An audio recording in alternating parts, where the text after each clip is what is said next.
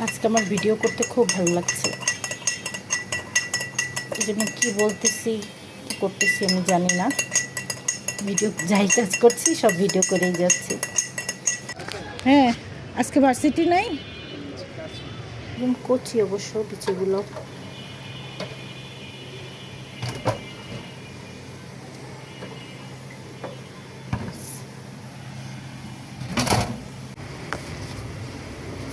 শুভ সকাল, সবাই কেমন আছেন? আশা করি সবাই ভালো আছেন। সকাল সকালে আমি ভিডিওটা করছি। সকালে নাস্তার জন্য পরোটা ভেজে নিচ্ছি, এগুলো করব।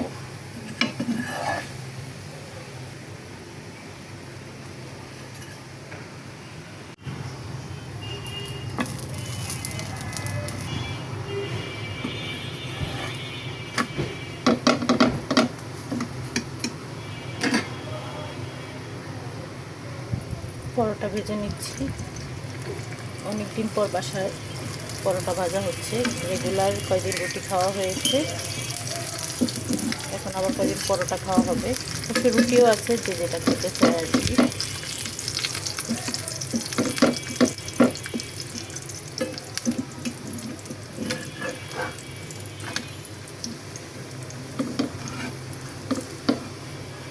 ভাজি করেছি, জালি কুমড়া ভাজি করেছি আলু দিয়ে। আর পরোটা ভাজা হলে ডিম ভাজি করব। যদিও পরোটা শুধু রাখলো বাবার জন্য, আমি পান্তা ভাত খাবো আজকেও। ইদানিং আমার পান্তা ভাতটা বেশি খাওয়া হচ্ছে, একদিন পর পরই খাওয়া হইতেছে আর কি।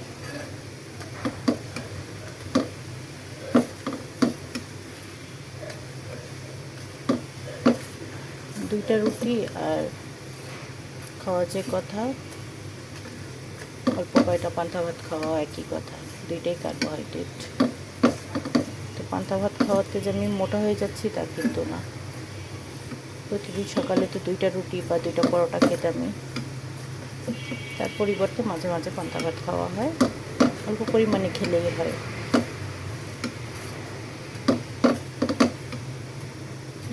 ভাত চাইলে প্রতিদিনই খাওয়া যায়, এতে যে ওয়েট বেড়ে যাবে তা কিন্তু না। এখন আমি যদি 2-3 প্লেট খাই তাহলে হিসাব ভিন্ন, অল্প পরিমাণে আর কি খাওয়া যাবে।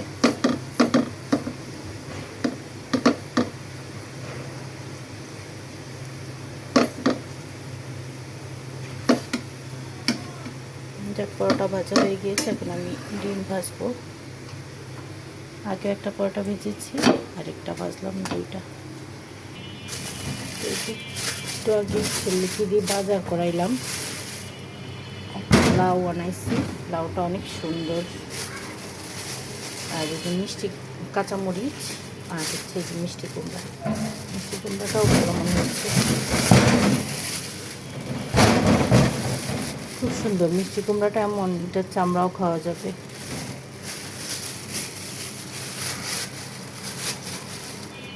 বেশি কচি মিষ্টি কুমড়া হলে আমি আবার চামড়া ফালাই না, ওইটা সহই ভাজি করি, ভালোই লাগে। চাইলে একটু সামান্য একটু ছুরি দিয়ে ফালানো যায়। তো আমার কাঁচামরিচ লাগবে, ডিম ভাজবো। আর দেখেন আমি কি অলস, আর 2 দিন থেকে আমি খুব আলসেমি করতেছি যে ডিম আছে কালকে রাতে, এখনও ডিম রাখা হয়নি।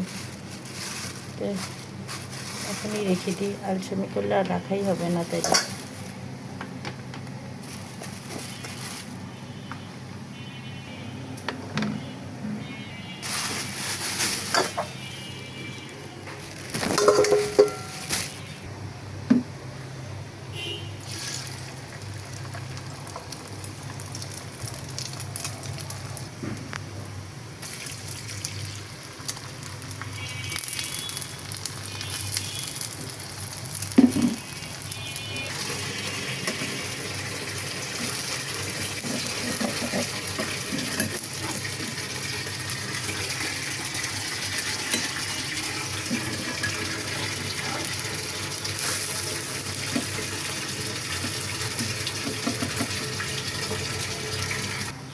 ডিম ভাজা হয়ে গিয়েছে, এটা আমার জন্য।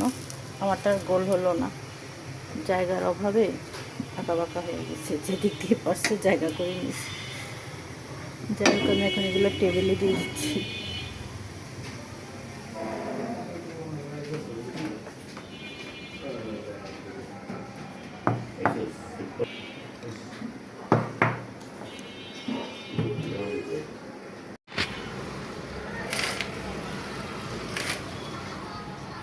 আজকে আমার রান্না করতে ইচ্ছে হচ্ছে না, দুপুর একটা আর কি। তো এখানে একটু দাঁড়াই। আজকে অনেক ঠান্ডা বাতাস, কালকে সন্ধ্যার পরে হালকা হালকা বৃষ্টি হয়েছে, যার কারণে আবহাওয়া এখন অনেকটাই ঠান্ডা। প্রচণ্ড গরম ছিল টানা কয়েকদিন।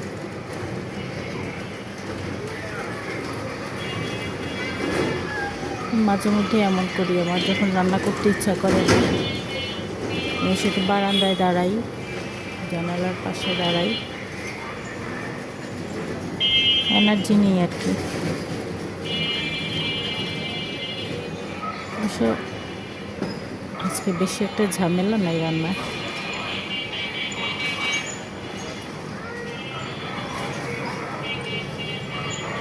রান্না করতে বেশি সময় লাগবে না, সবাই ব্যস্ত। যাই রান্নাঘরে, চলেন। এখন লাউটা কাটবো। আর এখানে চিংড়ি মাছ ভিজাইছি, ভিজেই তো হয় নাই, এমনি রেখে দিচ্ছি, নর্মাল হয়ে গেল। তো লাউটাকে কাটি। আর এই যে এলোমেলো জায়গাটা ফটাফট আগে গোছাই নেব। এগুলো না গোছাইলে আমার কাটাকাটি করতেও ভালো লাগবে না, বিরক্ত লাগে আমার কাছে। তো মোটামুটি অনেকটাই গুছিয়ে নিলাম। এটা হচ্ছে পেঁয়াজের বক্স, এটা মশলার বক্স, এগুলো তো থাকবেই। এখন আমি লাউটাকে ছিলবো। তো লাউটার অর্ধেক ছিলছি, আর বাকি অর্ধেক ছিলবো। লাউটা কিন্তু সুন্দর, বেশি মোটাও না আবার বেশি চিকনও না, তার মধ্যে অনেক কচি। আমি ছিলে একবারে কেটে নিচ্ছি। এই যে লাউগুলোকে কেটে নিচ্ছি, যদিও এটা ফাইনাল কাট না। আজকে যেহেতু কমলার মা নাই, আমি আমার ইচ্ছা মতো কাটাকাটি করছি। তো এগুলাকে আবার 2 পিস করব, সম্ভবত 2 পিসই তো করতে হবে। হ্যাঁ, 2 পিস করব। এই যে বাকি অংশ আছে, একটা লাউ দিয়ে একটা তরকারি হবে। কমলার মা নাই বলতে, কমলার মা আছে। কমলার মা আজকে অন্য কাজে আছে, কমলার মা আজকে টয়লেট পরিষ্কার করবে। আর একটা লাউ তো আমি কাটতেই পারি, এই জন্য কুটা বাছা যেহেতু ঝামেলা নাই, বললাম যে আমি লাউ কাটবো আর তুমি হচ্ছে বাথরুমটা মাইজা দিবা।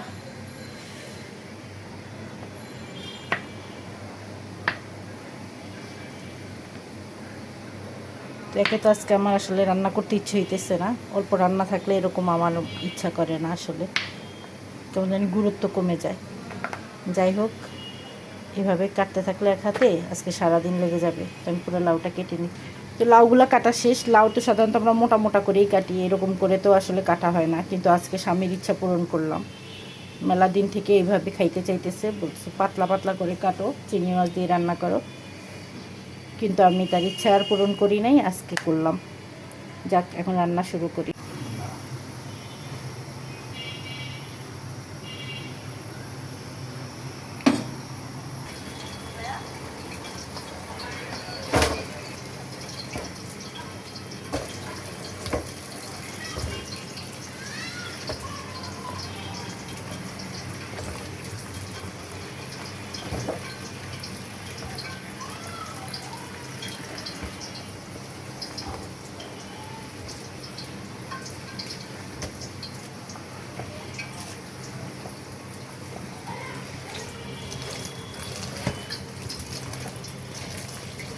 লাউগুলো একদম কচি।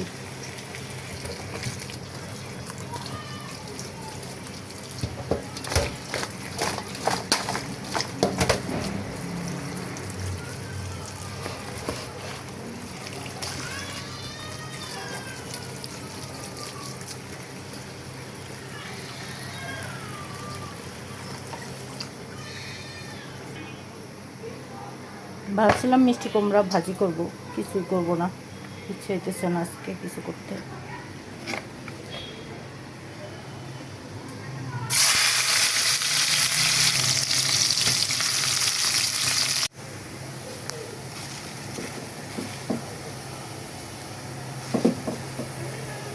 এক মুঠে যা উঠলো তাই।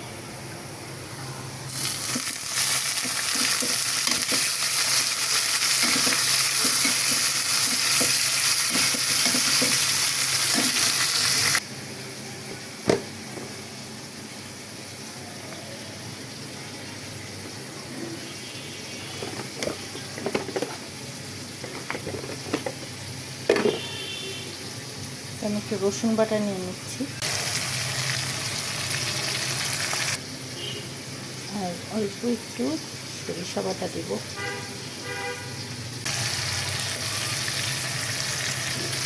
সরিষা বাটাটা অপশনাল, কিন্তু আমার ভালো লাগে তাই দিলাম আর কি।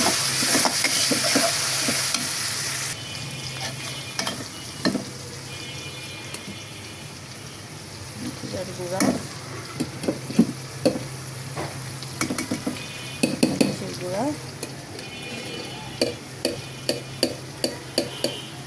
সামান্য হলুদের গুঁড়া। লাউ তরকারিতে হালকা মশলা দিতে হয়, তাই সব অল্প পরিমাণে দিচ্ছি।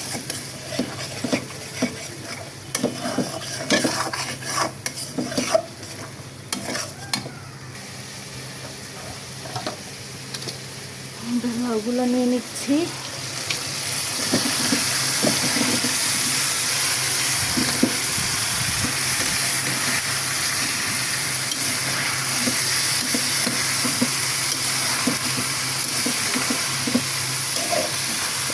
সবে ভালোভাবে মিলাই নিলাম।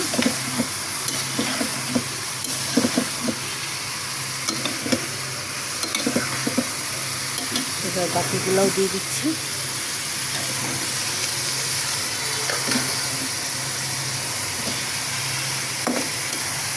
এগুলো মেয়ের খিচুড়ি রান্না করার জন্য রাখছি।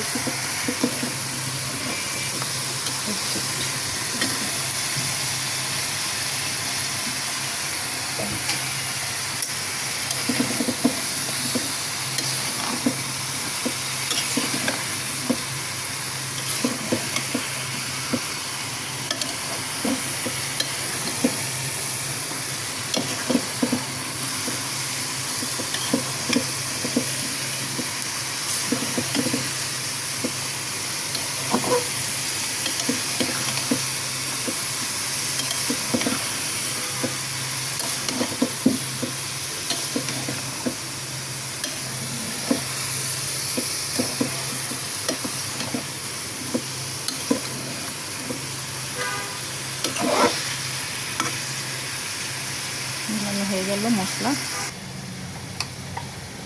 একটা কাঁচামরিচ ধুয়ে নিচ্ছি। লাউতে কাঁচামরিচ ভাল লাগে, মানে কাঁচামরিচের ফ্লেভারটা ভালো যায়। লাউ যেহেতু একটু সাদা সাদা থাকে, সেই জন্য গুঁড়া মরিচটা একটু কম দেওয়া হয়, ঝালের পরিমাণও কম দেওয়া হয়, কিন্তু কাঁচামরিচের ঝালটা হালকাতে সুন্দর ফ্লেভার ছড়ায় আর ভালো লাগে। এবার উপর থেকে হালকা একটু লবণ দিয়ে দিলাম, এতে করে লবণটা সুন্দরভাবে লাউর ভিতরেও ঢুকবে আর পানি ছাড়তে সাহায্য করবে। চুলার আঁচটা কম করে দিলাম, ঢেকে দিব, লাউ থেকেই পানি বের হবে। আর এই বাকি লাউগুলা ছোট্ট পাতিলে খিচুড়ি রান্না হয়, অল্প একটু খিচুড়ি রান্না করব।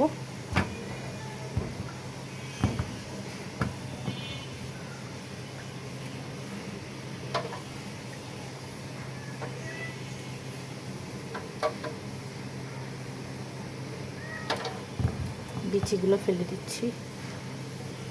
আমাদের খাওয়ার জন্য ঠিক আছে, কিন্তু ওর খাওয়ার জন্য ঠিক নাই।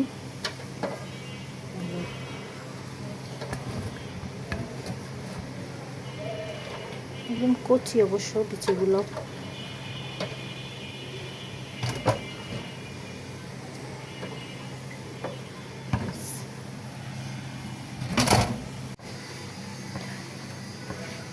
এখন আমি খাবো লেবুর শরবত। এখন আমি লেবু কাটবো। ইদানিং জানেন আমার সব কিছু ভালো লাগে, সত্যি কথা। মাঝখানে হয় অল্পতে ডিপ্রেশনে চলে যেতাম, কিন্তু ইদানিং আমার সব কিছু ভালো লাগে, সব কিছু এনজয় করি। কম রান্না করলেও এনজয় করি, বেশি রান্না করলেও এনজয় করি, যাই করি যখন তখন যা করি তাই ভালো লাগে, কোনো অভিযোগ কাজ করে না। আর ভালোই যাচ্ছে দিন, আলহামদুলিল্লাহ। এরকম ভালো লাগলেই ভালো আসলে। তো যাই হোক, এখন লেবুর শরবত খাবো। এই টাইমে আমার লেবুর শরবত খাওয়ার টাইম। রান্না তো হচ্ছে। লেবুটা আমি কিভাবে ভাগ করলাম, এই এক পিস বড় পিস, এটা দিয়ে আমি আমার জন্য 1 গ্লাস শরবত বানাবো। আর এটা থেকে এই যে 1 পিস ছোট করে কেটে সরিয়ে রাখছি, এটা আমার স্বামী খাবে ভাতের সাথে। আর আমার থেকে যে এক সাইজ ছোট, এটা হচ্ছে আমার ছেলের জন্য, এটা দিয়ে ওর জন্য শরবত বানাবো। দেখেন একটা মজার জিনিস, আমরা গ্লাস ভরে লাল চা খাই, আমি আর আমার স্বামী। কীভাবে জানেন? সব রকম গরম মশলা দিয়ে পানি বলক আসার পর ওই মশলার পানিটা ছেঁকে এই একটা টিপ্যাক দুজনে খাই। আপনাদের ভাইয়া নেয়, তারপরে সে একটু কড়া খায়, আমি বাকি অংশটা আমাকে দিয়ে দেয়, আমি একটু হালকা খাই। সেজন্য আমার আসলে মেন উদ্দেশ্য হচ্ছে মশলার পানিটা খাওয়া, এই জন্যই আর কি আমি একটু হালকাই খাই। একটা টিপ্যাকে আমাদের দুজনের হয়ে যায় আর কি। এখন আর কাপে খাওয়া হয় না, কারণ মশলা পানিটা খাই। আগে আপনাদের ভাইয়া হাফ গ্লাস খাইতো আর আমি 1 গ্লাস খাইতাম, এখন সেও 1 গ্লাস খায়। দুজনেই 2 গ্লাস মশলার পানি আর সামান্য চা পাতি। এখন এটাতে আমরা লেবুর শরবত খাবো, তাই একটু ধুয়ে নিলাম। এই গ্লাসের ব্যবহার সকালে 3 বার হয়, তারপর এটাকে সাবান দিয়ে ধোয়া হয়। প্রথমে আমরা দুজনে লাল চা খাই, তারপর ছেলে আর আমি লেবু শরবত খাই, যেটা আপনাদের ভাইয়া খায় না, তার লেবু শরবতে গ্যাস। তারপর যেটা করি, আমি 1 গ্লাস টক দই খাবো, মানে হাফ গ্লাস থাকবে টক দই আর বাকিটা পানি। তারপর এটাকে এই 2টা গ্লাসকে সাবান দিয়ে ধুইতে রাখা হয়, পরে সকালবেলায় আমার সাবান দিয়ে ধুই। তো এখন লেবুর শরবত খেয়ে এটাকে আবার ধুয়ে ফেলা হবে, তারপর এটাতে আবার টক দই খাবো আর কি। আচ্ছা যাই হোক, শরবতটাকে বানাই।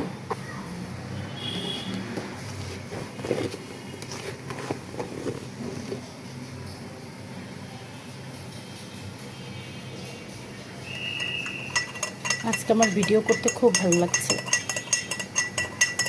এই জন্য কী বলতেছি কী করতেছি আমি জানি না। ভিডিও যাই কাজ করছি সব ভিডিও করেই যাচ্ছি।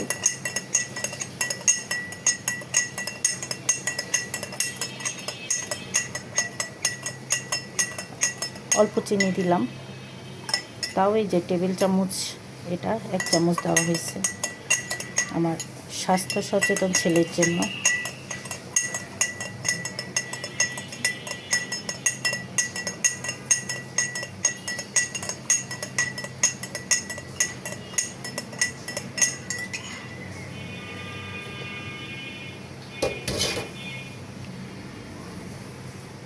তো আমরা এখন লেবুর শরবত এনজয় করব।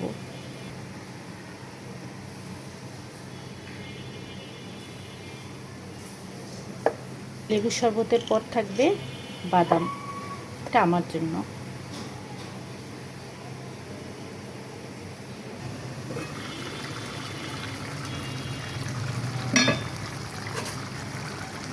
লাউ থেকে যথেষ্ট পানি বেরিয়েছে, লাউতে কিন্তু কোনো পানি দেওয়া হয় নাই, কারণ শুরু থেকে রেসিপিটা আমি আপনাদের সাথে শেয়ার করেছি।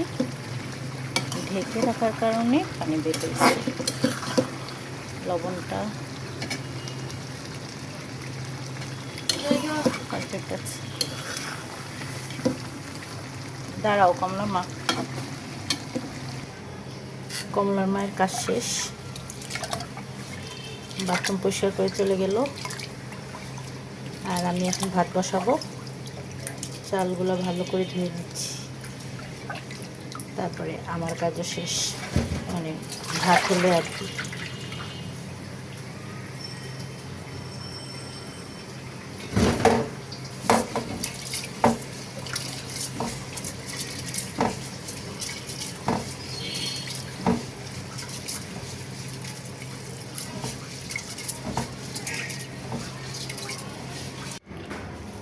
প্রায় সন্ধ্যাবেলা, ছাদে যাচ্ছি। আজকে অবশ্য পানি দিতে হবে না, গতকালকে রাতে যে বৃষ্টি হয়েছে, আবহাওয়া অনেক ঠান্ডা, অনেক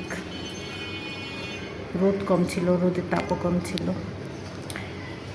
তো পানি দিতে হবে না। আমি এই যে নিম গাছের ডাল একজন আমাকে গিফট করছে, নিম গাছের ডাল মাটিতে দিব, দেখি গাছ হয় কি না। বর্ষার সময় হওয়ার চান্স আছে, তো চেষ্টা করে দেখি। ওয়ালাইকুম সালাম, কেমন আছো? হ্যাঁ, আজকে ভার্সিটি নাই?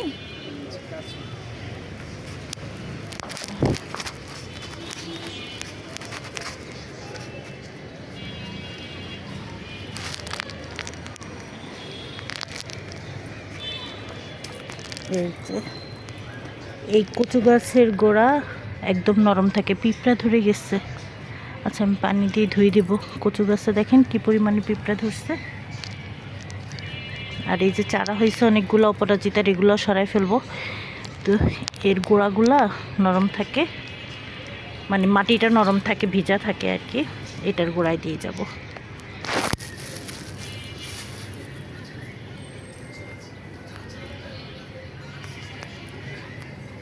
এই 3টা ডাল এখানে আমি কাটিং করে এনেছি।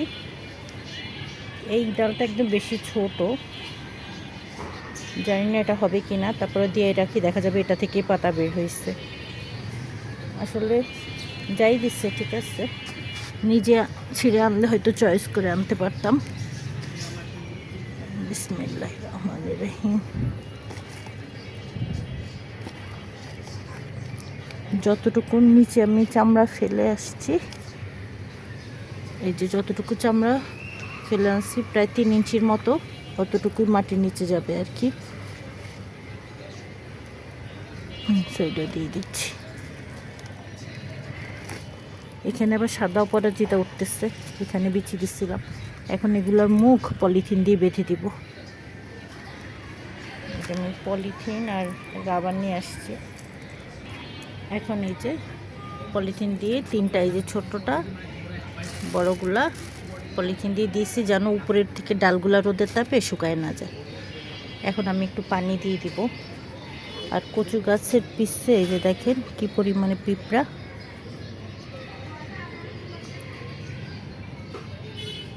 পিঁপড়া না পোকা, আমি আসলে আগে কচু গাছ কখনো লাগাই নাই, তো এই কিসের উপযোগ বুঝতে পারছি না।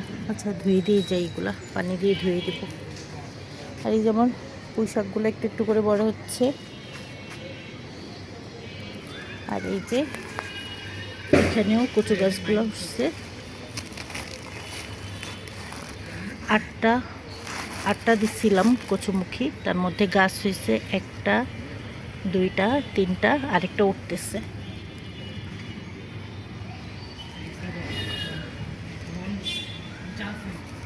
চারটা। আর এটা কি উঠবে কি না, এটাও মনে হয় উঠবে, দেখা যাক, অপেক্ষায় আছি। তো ওইটার জন্যই ঢেকে দিচ্ছি একটু।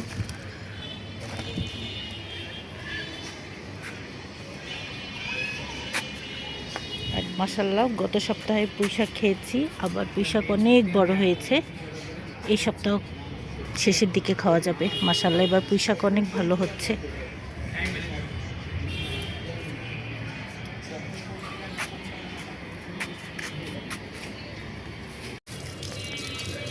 পানি দিয়ে আমি পোকাগুলো ধুয়ে দিতেছি। পোকা পিঁপড়া কেমন যেন, আসলে কচু গাছ আমার এই প্রথমবার লাগানো।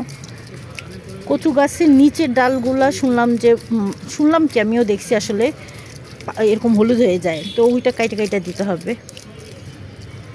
আচ্ছা, যাই হোক, আমার এই কচু গাছগুলো তো আমি পানি দিয়ে যাচ্ছি।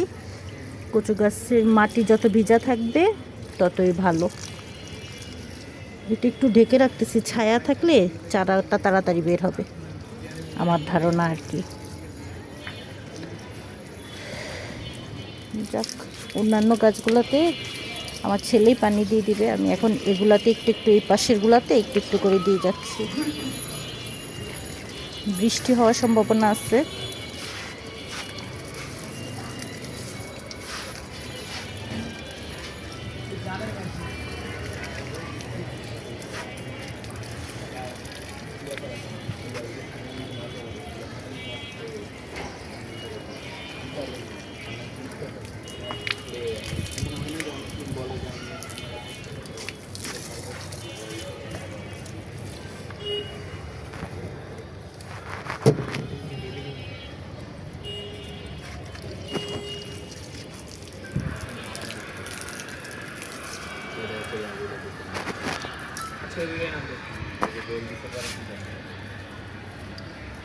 আচ্ছা মুজাই গ্লাসগুলা দিয়ে দিবা।